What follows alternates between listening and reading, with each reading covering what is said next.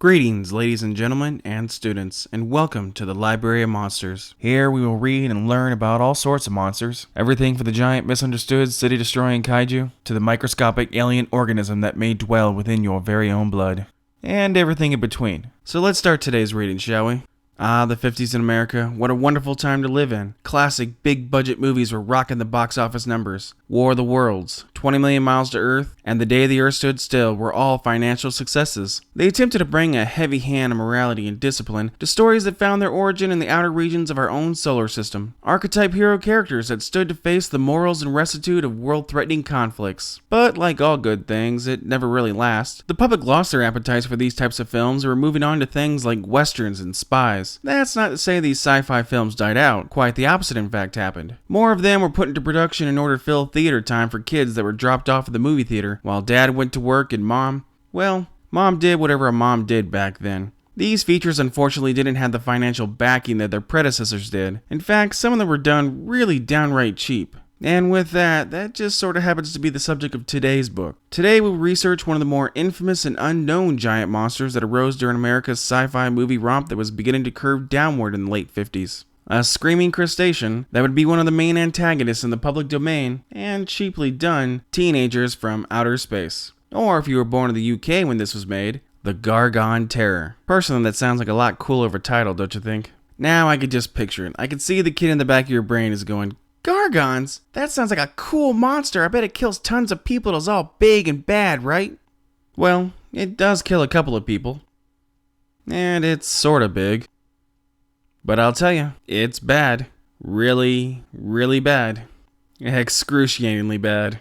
I'm sorry, little Timmy, I'm gonna have to break your little monster heart. The Gargon, in a nutshell, is just a lobster. An ordinary, run-of-the-mill lobster that is brought to life through some hilariously bad effect work. I mean, it's downright awful. It makes the superimposed giant animal work in Beginning of the End, the Cyclops, and the Amazing Colossal Man look like Oscar-winning effects. It basically looks like someone was holding a lobster over the projector for half of the monster's shots. You can tell because the creature is completely in black silhouette, sometimes even see-through for most of the shots where it's attacking the humans. It's bad and corny and yet somehow works for this film. But I'm getting a little bit of ahead of myself here. Let's just look at the back history of this monster and see how it works for the story element that the film is trying to present to its viewing audience. Alright, so the title teenager characters for the film are aliens and they're called, well, their race doesn't really have a name. At least not one that's told in the film, which is sort of fitting since none of the aliens are freaking teenagers. I mean, come on, look at these guys. They gotta be in their mid-20s. Hardly what I would call a teenager. So these angst teens have come down to Earth in order to test it out and see if it's suitable for their Gargon herds. The Gargon infant, which is just a normal-sized lobster, is cattle to the alien race. A source of food.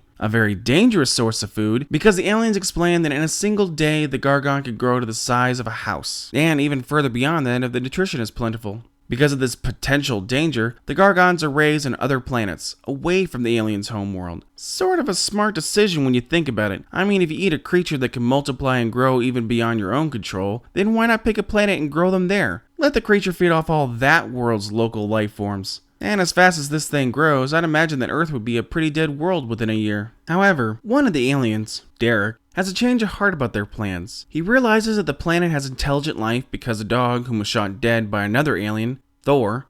No, not that Thor. Yeah, that one. The dog had a collar with its name on it. Derek comes to the conclusion that this is a sign of intelligent life, and he wants to move on and try to find someplace else. But the commander tells him he's a sentimental fool, and his feelings are going to lead him to torture. See, this alien race is pretty much heartless. They have no feelings or concepts of love, no attachments. The weak and old are killed off. Hell, even when they're babies, they're raised in cubicles, not ever knowing who their real biological mother or father are. It's very much like the novel of A Brave New World or 1984. Humanity is all but a foreign concept to them. Ego, though, is not a forgotten concept. You could do a drinking game with how many times that Thor proclaims that they are the superior race because of their superior weapons.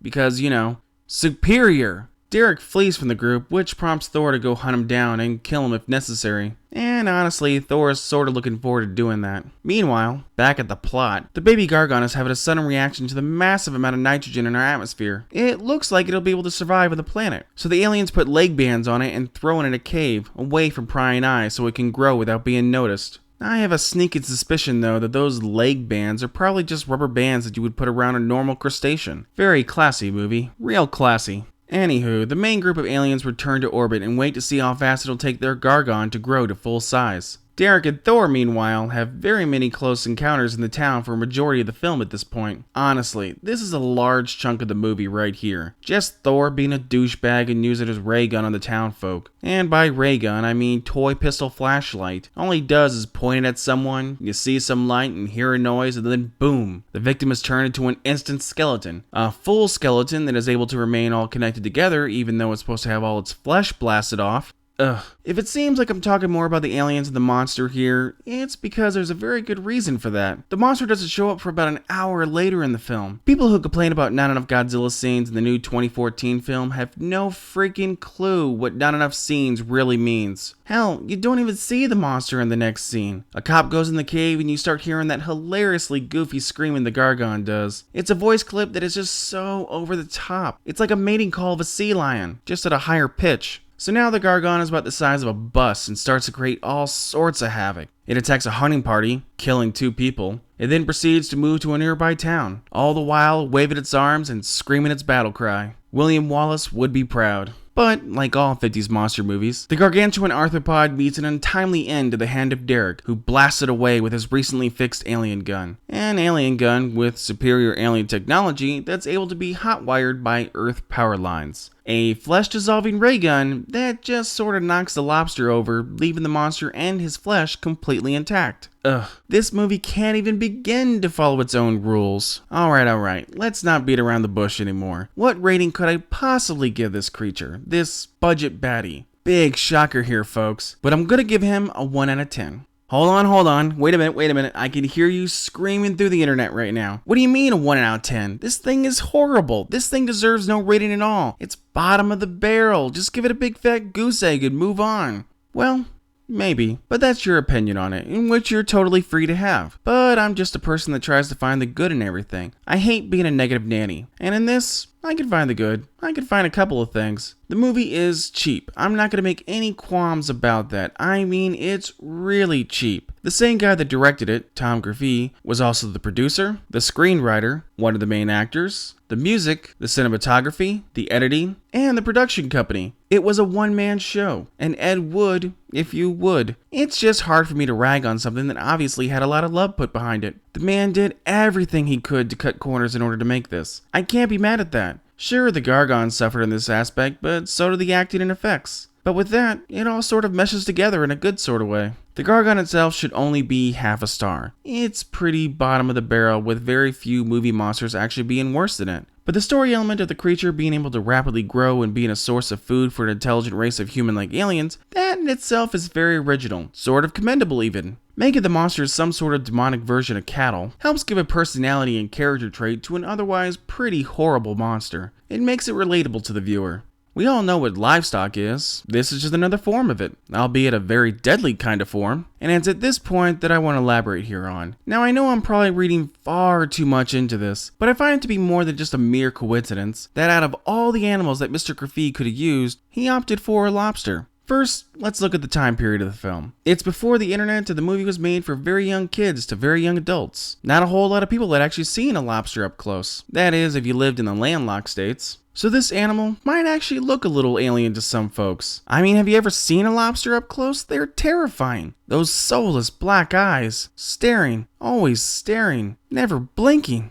Alright, jokes aside, what I'm getting at is that I find a correlation between the lobster and the aliens. Lobster is usually looked upon as a rich person type of food. Like caviar, bluefish tuna, and Kobe beef, lobster is viewed as a food of someone that has a higher social standing, people who might be more powerful and intelligent. Do you see where I'm going with this? The aliens in the film view themselves as a much more prominent race than humans. They have greater brain power, technology, and superior emotional control. They are superlative, so to speak. So it only makes sense that their food supply be something that we humans are familiar with, and yet unfamiliar with. It's an animal that we eat, but only if we could really afford it. At least it was that way before Red Lobster came along. I'm going to note here though, I actually like this film for all its cheesy glory. I can't help but chuckle whenever I hear that oversized lobster screaming, I can't help but roll my eyes playfully whenever it's moving across the screen. It just reminds me of a simpler time in movies when everything didn't have to be so dark and brooding. It was the 50s, a time where hard work was its own reward. We didn't have to worry about things like underhanded politicians, questionable healthcare, Ebola scares, and terrorist groups killing innocent civilians. It was a simpler time, a much easier time that I think the world misses a little bit now. It's hard for me to watch these kinds of films and not have my nostalgia glasses in hand. So in short, this is a monster with some interesting ideas that unfortunately leave a lot to be desired because of the effects in the film that are built around it. It sort of echoes that love letter-like quality to some earlier science fiction films that obviously influenced the director and his ideas. But trust me folks, there are actually much more worse monsters out there than this guy. 1 out of 10 may be kinda generous, but there's actually some things out there that are only half a star. There will never be a 0 though, mark my words, there will never be a 0. I will find at least one good thing to say about any monster there is. I'm not a negative individual that just likes to bash on everything and yell and scream for comedic effect. I don't throw a tantrum like a petulant child just because there's some flaws with a film. Nothing is perfect and it's never gonna be perfect. I'm just a simple guy with simple taste and an ungodly vast amount of knowledge of monster movies and TV shows. So, 1 out of 10, it may be a little bit low, but it's sort of fitting for this monster. It doesn't mean that it's bad. It's a bad design, but at least it has a pretty cool story that goes behind it. And with that, that brings us to the end of our book here. I hope you've enjoyed this episode and maybe learned a thing here and there. If you liked the video, give a thumbs up below, it'll really help. And if you really like it, tell some of your friends. If you agree or disagree with me, that's okay. Feel free to write what you think in the comments down below. Tell me what you would have given the monster for a rating and why. For now, this book is finished and the library is closed. Until next time, have fun, stay safe, and I'll see you on the flip side.